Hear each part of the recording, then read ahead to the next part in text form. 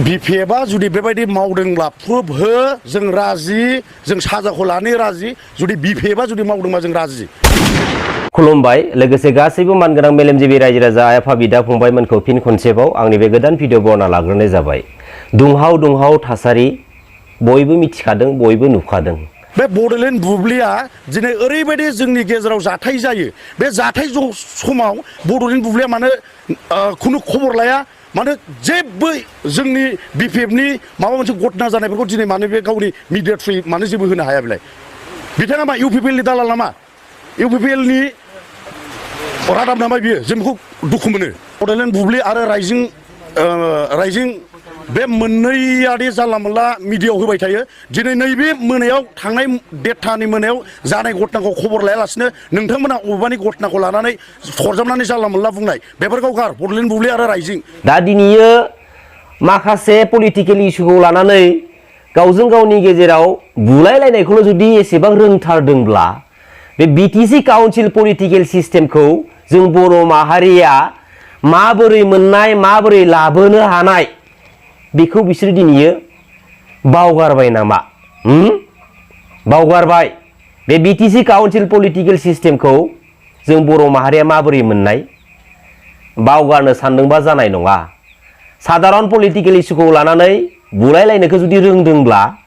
बे BTC council political सिस्टेमखौ जों माबोरै लाबोनो हानाय बेखौबो अराय सम गोसोआव लाखिनो रोंनांगोन एसे चेन्ज खालाम बे पलिटिकेल सिस्टेमाव गावजों गाव एना एनि दाङाबाजि जानो थाखाय पलिटिकेलि रुलिं खालामनो जोङो ओंखारबोआखै बे पलिटिकेल सिस्टेमजों जों बर' माहारिनि माखासे माहारियारि आफादफोरनि गोख्रों माखासे दैदेनगिरिफ्रा लोरबां आखुनि लुबैसुला आखुनि गावनिखौल' मोनबानो गोजोनग्रा आखुनि पलिटिकेल लिडारफोरजों लोब्बा लाखिनानै सरजाबफानानै गावबागाव बेनिफिट्सनि गावबागाव क्रेडिट मोननो थाखाय दिनै आन्दोयै खामानि मावफानानै होगासिनो दङ आरो आन्दोयै बर' माहारिनि माखासे गोथारथि बेसेनफोरखौ दिनै बेसेन लानानै गेन्द्राद्रा दिनै जिरायनानै दंगासिनो दङ आरो गावसोरनि गोनांथि जायोब्ला रायजो राजानि सिगाङाव माखासे सैथो बाथ्राफोरखौ लाखुमानानै माखासे नंखाय बाथ्राफोरखौ सैथो बायदि रायजो राजानि सिगाङाव फोरमायनानै होयो आरो साननैसो उनावहाय रायजो राजाफ्राबो फोरमान मोनफिनो जे बिसोरो थगायनानै बेफोरबायदि गावबागावनि क्रेडिटखौ लानो फैदों दा दिनै सानबैसे बर' माहारिनि बर' फिसाफोरखौ थगाय गावबागावनि क्रेडिटखौ लाबाय थानो दिनै हागोन गाबोन हागोन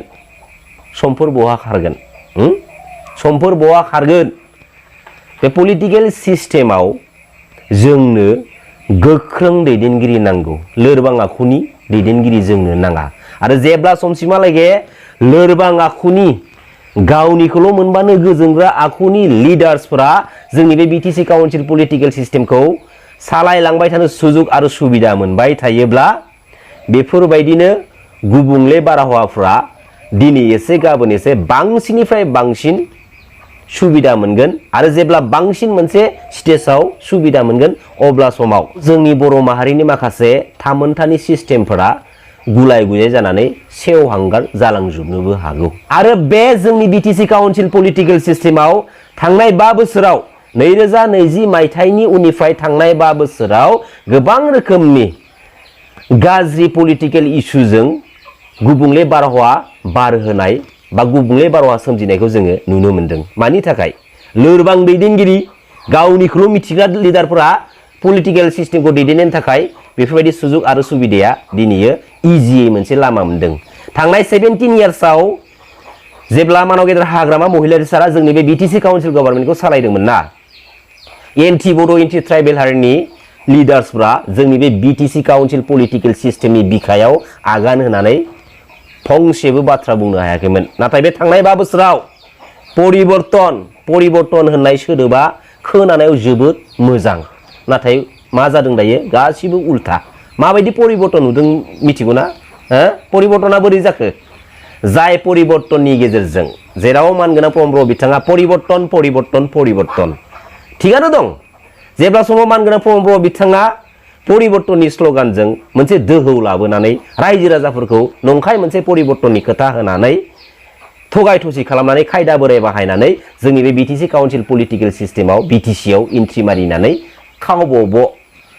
सीट पावारखौ लानो हादोंमोन। प्रमद बर' बिथांनि परिबर्तनाव मोननै डेन्जारेस एग्जाम्पल होगोन आङो। मोनसेया जाबाय मा बड'फानि मुसुखाखौ बिजेपिनि माबा मोनसे प्रग्रामाव स्टेजाव दोननानै पलिटिकेलि क्रेडिट लानो नाजानाय माखासे सावगारि, आरो मोनसेया जाहैबाय मा बिजेपि पलिटिकेल पार्टिनिनो बै दरं अदालगुरि डिस्ट्रिक्टनिफ्राय देरहालांनानै एमपि जानो हानाय दिलीप शइकिया, जाय दिलीप शइकिया बिथाङा 6 शिड्युल आरो ट्राइबेल बेल्ट्स एन्ड ब्लक्सनि हाखौ नोजोर होनानै गोबां रोखोमनि बाथ्रा बुंनाय। बे मोननै मेजर परिबर्तन, जाय परिबर्तना जों बर' माहारिनि थामोनथानि सायावनो दिनैयो मोनसे गाज्रि बारहावा लाबोनो थांगासिनो दङ। दा दिनै बेसेबां माने साननो गोनां बाथ्रा। आरो बेफोरबायदि जालांनाय जाथायनि एगेन्स्टआव माहारियारि आफादफोरनि गोख्रों दैदेनगिरिफ्रा जाय समाव जेरैबायदि बाथ्राजों काउन्टार होनांगौ, जाय समाव जेरैबायदि बाथ्राजों सोंखारिनांगौ, जाय समाव जेरैबायदि एगेन्स्ट मोसनाव थानानै प्रटेस्ट खालामनांगौ, बै समाव बिसोरो जेबो बुंनो हाया, जेबो प्रटेस्ट खालामनो हाया, जेबो एक्सन लानो हाया। आरो जाय समाव बुङो बै समाव माने बाबांसिनहाय गिबांसिन स्टाइलजों बाथ्रा बुंनायखौ जोङो नुनो मोनो। दा बेफोरबायदि माखासे बर' माहारिनि लोरबांथिखौ गुबुन हारिया दिनै नुनानै बांसिनहाय दिनै बेले बेजे बैनिफ्राय बैसिम बर' माहारिनि माखासे लुबैसुला आखुनि लिडारफोरखौनो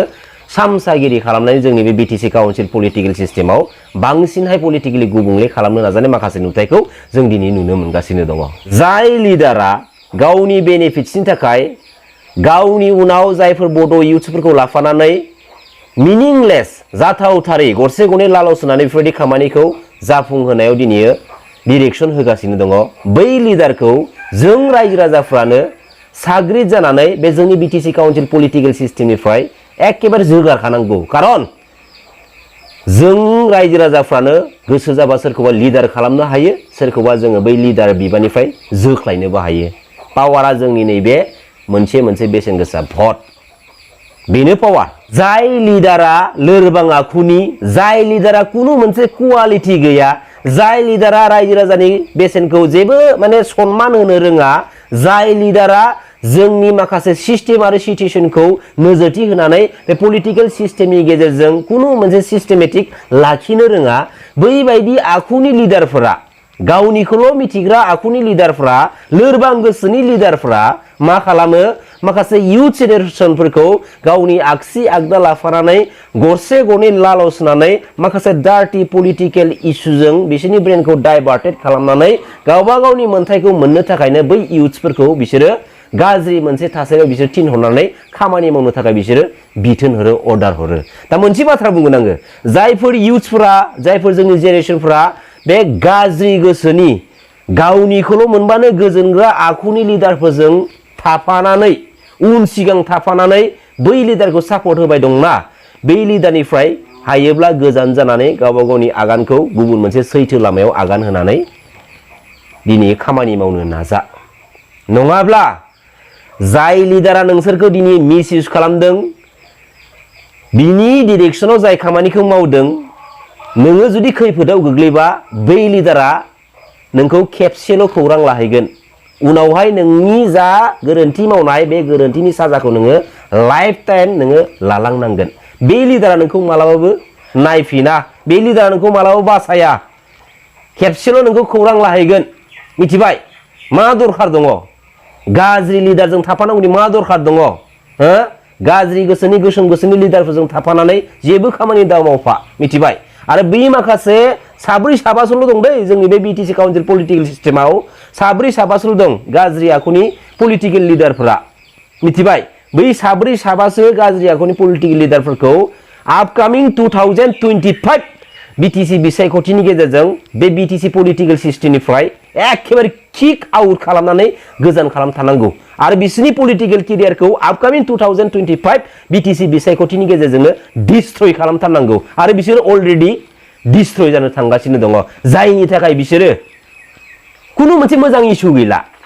मोजां इस्यु गैयाबा मा खालामगोन बिसोरो? गुबुनखौ एथुगोन, गुबुनखौ एथुनानै आरो बिसोरखौनो माने दायनिगिरि खालामनो नाजानाय, बे मोनसे इस्युखौल' बिसोर माने लानो गोनां बायथ' जानानै फैयो। कुनु मोनसे मोजां एजेन्डा गैला, कुनु मोनसे मोजां इस्यु गैला जिहेतु बिनि ब्रेनाव, बेखायनो बिसोर मा